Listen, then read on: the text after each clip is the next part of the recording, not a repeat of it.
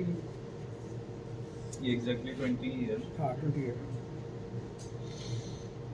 Multi sample कितने sample रख सकते 24 एट टाइम एक ही होगा पहले। एट ए टाइम मतलब एक ही होगा, तो रख ये- सकते हैं 24। अगर- वो प्रोसेसिंग 1 बाई 1 होगी। हाँ तो सैंपल इस ट्रे से लेके हाँ। फिर नीचे शिफ्ट करता है। बिल्कुल सर।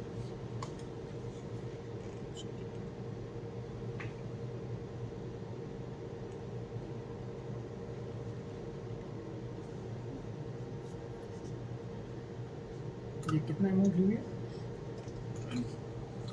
कुछ बचा होगा इसमें। एक तो ये मेजरिंग सही नहीं हो कर दोगे आप तो वो पिक करके लेता रहेगा। सैंपल में जो राइट हैंड साइड पे वो जो ये दिख रहा है पिक करता है, हाँ। तो ऑटोमेटिक भी कर सकता है, हम लोग मैनुअली भी कर सकते हैं। नहीं, ये जब तक कनेक्ट है ऑटोमेटिक होगा, उस केस में आप मैनुअली नहीं कर सकते। उसके मैनुअली करने के लिए आपको ये डिसमेंटल करना पड़ेगा। अच्छा, तो मतलब ऑटोमेटिक ही होगा। हाँ। देन फिर ये मास्टर इंस्ट्रूमेंट हो गया, ये एक्सैम्पलर हो गया, और दोनों के पीछे ऑन ऑफ का स्विच है। तो सब पहले आपको इसको ऑन करना होगा, देन उसके तुरंत बाद इसको ऑन करना होगा। एयर कंप्रेसर है, एयर कंप्रेसर का यहाँ पे कोई ऑन ऑफ का स्विच नहीं है, जहाँ पे उसका ये प्लग गया हुआ है पीछे, Yes, sir. वहीं से वो ऑन ऑफ होगा। एयर कंप्रेसर को सबसे पहले ऑन करना है, नहीं, बाद में। बाद में करना है। और एयर कंप्रेशन बेसिकली ये रिएक्शन अंडर प्रेशर रहता है, कैविटी जहाँ पे रिएक्शन हो रही है, और देन कूलिंग के लिए भी एयर का यूज़ करता है। तो यहाँ पे एक छोटा ये बॉल लगा हुआ है।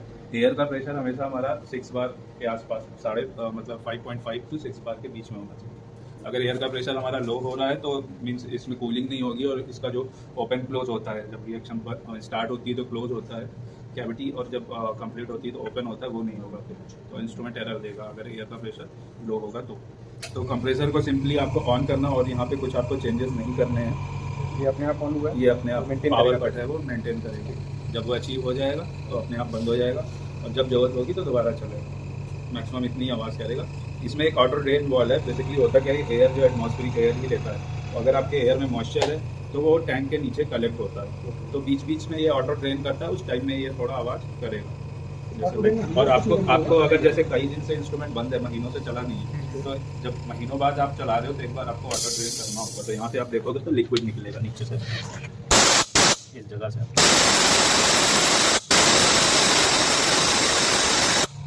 उसी तरह यहाँ पे भी एक मॉइस्चर ट्रैप है, नीचे जो भी मॉइस्चर वहाँ तक जा रहा है वो नीचे ट्रैप होगा, आगे नहीं जाएगा। तो यहाँ पे एक पिन है, ये देख रहे हो आप, इसको भी आप दबाओगे तो यहाँ से रिलीज होता है। अगर आपको दिख रहा है वहाँ वाटर फिल हो गया है, तो आप पिन को दबाओगे तो वहाँ से वो निकल इसमें ऐसा जाएगा। दिखने वाला कोई सिस्टम नहीं है, जैसे वहाँ पे तो दिखेगा ट्रैप में। नहीं, यहाँ पे भी एक गेज है ये सब, बट मेन तो हमारा वो है। ठीक है, तो बहुत लंबे टाइम के बाद यूज़ कर रहे हैं, तो उसको हम लोग जो है कंप्रेसर चलाने के बाद ये रेड वाला बटन दबा दोगे आप, तो अगर वहाँ पे कुछ मॉइस्चर वगैरह कलेक्ट हुआ है तो वो बाहर निकल जाएगा।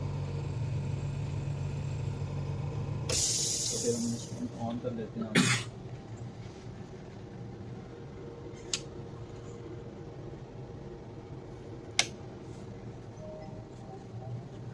ऑन करने के बाद ये अबाउट 1 मिनट के आसपास बूट होने में लेता है, जैसे कंप्यूटर। कंप्रेसर भी ऑन था। तो कंप्रेसर तो मेरा ऑन ही नहीं, रहता है। हाँ, और ऑन करते समय सबसे पहले वो कंप्रेसर ऑन करना है। कंप्रेसर आप ऑन करते समय आप बाद में भी ऑन कर सकते अच्छा, हो, बाद में। मतलब बिना कंप्रेसर ऑन के रिएक्शन स्टार्ट नहीं करनी बस, बस नहीं तो वो पहले हमने चलेगी। इसको रिएक्टर को ऑन कर लिया, सैंपल ऑन कर लिया, देन हम पहले compressor on सैंपल पहले भी कर सकते हो, बाद में भी कर सकते हो। इसको सैंपलर ऑन करते समय पहले सैंपलर को ऑन करेंगे, फिर इसको सैंपलर, रीजन की जो मेन इलेक्ट्रॉनिक्स है वो इसमें है। तो सपोज आपने इसको ऑन कर दिया, इसने पुटिंग टाइम में लिया ही नहीं कि एक सैंपलर कनेक्ट है, और सैंपलर को आप बाद में ऑन करोगे तो वो उसको डिटेक्ट नहीं करेगा।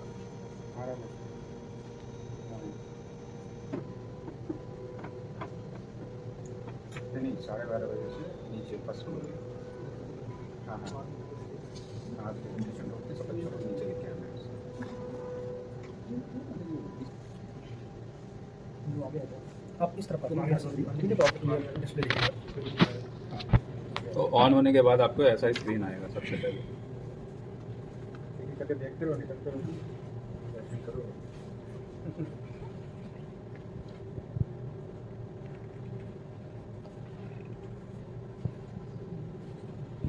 और ये सर्विस वाला जो ऑप्शन है वो पूरी तरह से सर्विस इंजीनियर के लिए है। सेटअप में भी जो इसमें सेटअप करना है कॉन्फ़िगरेशन वो मैंने कर दी। आपके पर्पज़ का खाली डाटा मेमोरी है।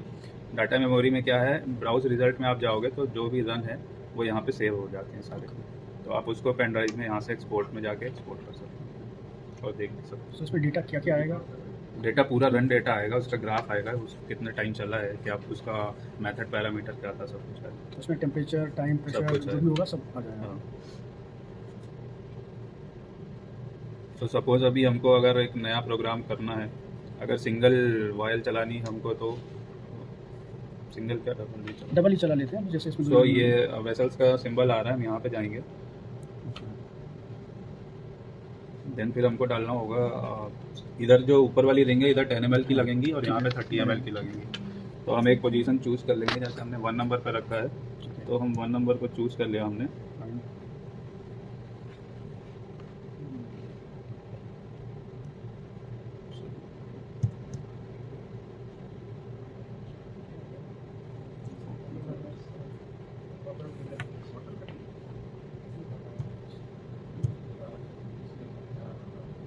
अब यहाँ पे हम इसका डिटेल डालेंगे।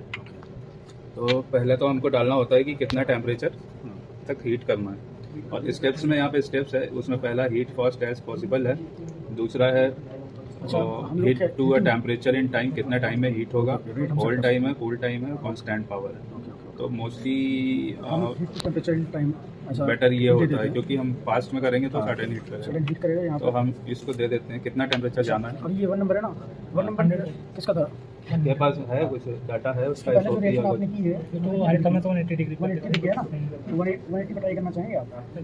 180 टेम्परेचर पे हो जाएगा, मतलब उसका हो टेम्परेचर। जाएगा। तुम्हारा काफी कितना बीता? तो इसको हम 180 को 15 मिनट डाल दें। हाँ, हाँ प्रेशर भी तो बढ़ा है, प्रेशर बढ़ा तो टेम्परेचर अपना बढ़ जाएगा। नहीं, तो एक्चुअली जिन्होंने जितना इन्होंने सेट किया है पहले, उसको वही मत करो, इतना कर रखो, तभी कंपेयर कर पाओगे दोनों में। तो 120 का रख दीजिए, 120 दूसरे वाले का रख दीजिएगा, ठीक है? ये वाला सैंपल किसका? आपका? 180 180 और टाइम कितना रहेगा? 15 मिनट कर दीजिएगा दोनों का जो है। नहीं, 15 मिनट तो इसको जाने में लग गया, अभी होल्ड भी करना है आपको इस पर। नहीं, 15 मिनट जाने में लगेगा, 15 मिनट होल्ड करना पड़ेगा। रैंप अप टाइम है। हाँ, वो रैंप अप का है, 15 मिनट का रिएक्शन टाइम हो जाएगा। 15 मिनट का रैंप अप टाइम हो गया और 15 मिनट का ही रिएक्शन टाइम हो गया। और फिर कूलिंग होगा 70 डिग्री तक। अच्छा, कूलिंग का कुछ कंट्रोल हमारे हाथ में या नेचुरल होगा? है आपके पास, बढ़ा घटा सकते हो आप, 50 कर सकते हो उसको। अच्छा, तो कूलिंग रेट या कूलिंग टेम्परेचर कितने डिग्री पे ठंडा होने के बाद आप उसको बाहर निकाल पाओगे? नहीं, अगर हम बोले रेट को हम अगर कंट्रोल करना नहीं। चाहें सपोज, वो नहीं कर सकते हैं, वो नेचुरल वे में ही होगा। नेचुरल ही होगा। तो ये चलने के बाद इसको थोड़ा टाइम लगेगा। हम लोग अगर इसको रन होता है तो ये कम से कम 1 घंटा तो लगेगा इसको आने में, 70 डिग्री। 15 मिनट ये हो गया, 15 मिनट ये 30 मिनट हो गया। कूलिंग फास्ट है क्योंकि वॉल्यूम बहुत कम है, कूलिंग फास्ट होगी। 10-15 मिनट में ठंडा हो गुड जाएगा। Good good. तो इसका वाला तो सेट हो गया है, ठीक है, ओके कर दीजिए। ओके। हाँ, अभी सेकंड वाला आपको अब हम इसमें हमने रखा है इसको सपोज 18 नंबर पे। एक बार शेक कर लीजिएगा।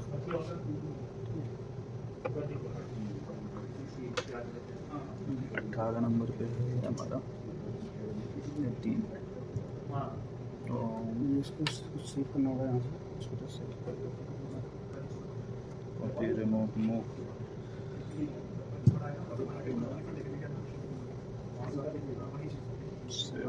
इंसर्ट, ये सेव करके हमको लगता है इंसर्ट सेव एज मेथड करने के बाद सेव कर लीजिए इसका। हाँ, इसका नाम क्या है? देना पड़ेगा। क्या नाम दिया जाएगा इसका?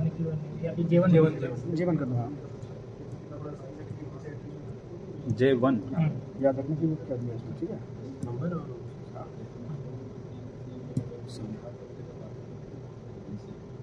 नेक्स्ट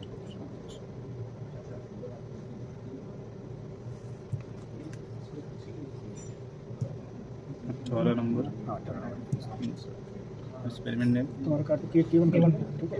K1 कर दो।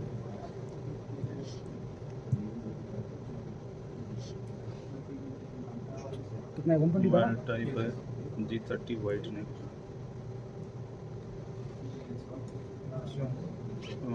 120 कर दीजिए। इसमें भी टाइम में हीटिंग करनी है। हाँ, सेम सेम ही रखिए। 120 15 मिनट या 15 कम? मिनट। हाँ,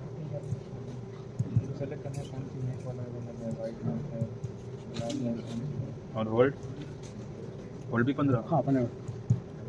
ओके। रिएक्शन टाइम हमारा कितना रहता था काफी? कोई बात नहीं, इसमें जल्दी होगा। होकर डेमो ही है। अच्छा, इसमें टाइम मैक्सिमम कितना रख सकते हैं, मतलब यूजुअली कितना रखते हैं लोग? 100 आवर तक। अच्छा, 100 आवर तक रख सकते हैं। तो उतना हाई टाइम रखने के लिए आपको ये दूसरा यूज़ करना पड़ेगा सेप्टा। नहीं अभी इस केस में से यही सेप्टम पे करें नहीं, 100 रुपये रिकमेंडेड नहीं। मतलब कितने 4 घंटे कर सकते हो आप। डिपेंड करता है कि वो आप जो टेम्परेचर वगैरह डालोगे ना सॉफ्टवेयर, उसके हिसाब से ही अलाउ करेगा अगर पॉसिबिलिटी होगी उतने लंबे रन की। सर मैक्सिमम टेम्परेचर कितना जाएगा? 310 तक जाएगा। 310 तक जाते हैं।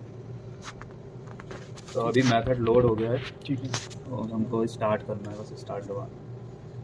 तो स्टार्ट। ये क्लोज अपने आप कर लेगा चैम्बर वगैरह जो भी होगा?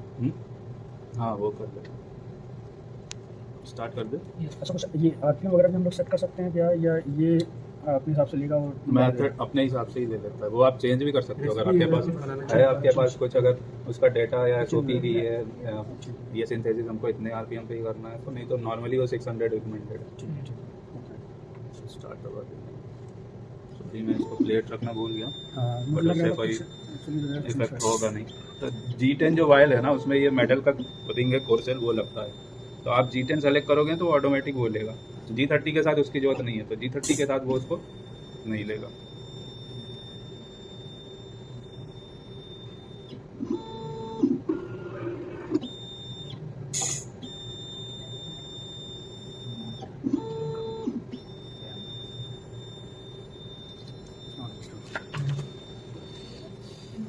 थोड़ा सा पीछे हो जाओ। देखिए जो थंब रूल होता है ना, वो क्या होता है कि स्टार्टिंग पॉइंट अगर आप अननोन रिएक्शन करने जा रहे हो तो जो आपका बॉइलिंग पॉइंट है ना सॉल्वेंट का, उससे 40-50 डिग्री ज़्यादा हम रखते हैं जो टेम्परेचर हीट। तो 10 से 30 मिनट के बीच ही हम टाइम रखते हैं। अगर 30 मिनट में भी हमारा नहीं हो रहा है तो हम हायर टाइम में जाते हैं, नहीं तो हमको ज़रूरत नहीं। अच्छा इन केस अगर सपोज टेम्परेचर जो है वो ज़्यादा हो गया, हमारे जो रिक्वायर सॉल्वेंट्स का जो बॉइलिंग पॉइंट्स वगैरह से बहुत ज़्यादा ऊपर हो गया, तो उसमें इंस्ट्रूमेंट नहीं करेगा, करेगा नहीं, कंट्रोल करेगा, वो ज़्यादा जाने ही नहीं देगा। तो वो मीन्स कुछ मैसेज देगा या ऑटोमेटिकली वो जाने ही नहीं देगा, वो पावर को कट कर देगा, मैग्नेट्रॉन की यूज ही नहीं करेगा। तो डिस्प्ले पे कुछ देगा, कुछ सिग्नल वगैरह कुछ नहीं, डिस्प्ले वो ऑटोमेटिक ही कंट्रोल करेगा ना। हमने 180 दिया है तो जो इसका टॉलरेंस रेंज होगा उसके बाहर वो हीट कर ही नहीं सकता उसको। चलिए इसमें मैग्नेट्रॉन है तो वो पल्स मोड में माइक्रोवेव्स जनरेट करता है, तो अगर उसको फीडबैक जा रहा है कि 180 पहुंच गया तो मैग्नेट्रॉन की सप्लाई ही वो कट कर देगा, तो मैग्नेट्रॉन फर्दर उसको माइक्रोवेव देगा ही। फिर वो अगर 180 से नीचे गिर गया 160 तो देन वो अगेन कुछ अगर सस्पिशियस हो रहा है, सपोज फर्स्ट टाइम कोई रिएक्शन रन हो रही है, हाँ। उसमें टेम्परेचर वगैरह जो हमारा है मतलब उस टेम्परेचर पे कुछ एक्सप्लोजन वगैरह कुछ सपोज अगर होने का है तो कुछ अलार्म आपको नहीं स्टॉप करना। ओवर प्रेशर पे तो ये कट कर देगा, अबाउट स्टॉप से होगा। हाँ कोई भूल नहीं है ना कि नहीं, स्टॉप कहाँ पे है? अब ये कैमरे में आपको लाइव दिख रहा है अंदर क्या होगा। दिख रहा है, देखो यहाँ पे रिएक्शन सिस्टम है। रिकॉर्ड करने के लिए आपको पेन ड्राइव लगानी पड़ेगी। वो वीडियो रिकॉर्ड कर लेगा। अच्छा यूएसबी इस पे लग सकती है कोई? ये लेफ्ट साइड में यूएसबी पोर्ट है, इंस्ट्रूमेंट के साथ आई भी हुई है, मैंने मैडम को दी। आपको यूएसबी यूज़ करना कोई अच्छा जो आपने दूसरी यूएसबी नहीं जिसमें वायरस वगैरह होगा तो फिर वो ठीक है।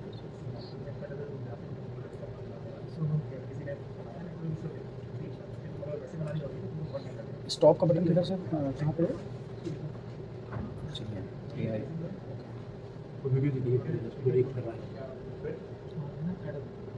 देखना ना,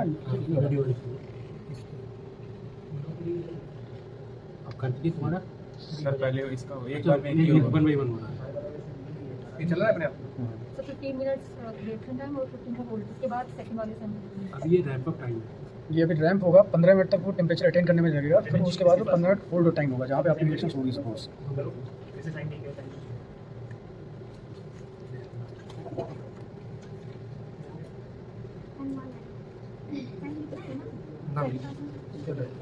और इसमें एसिड नहीं यूज़ करना है।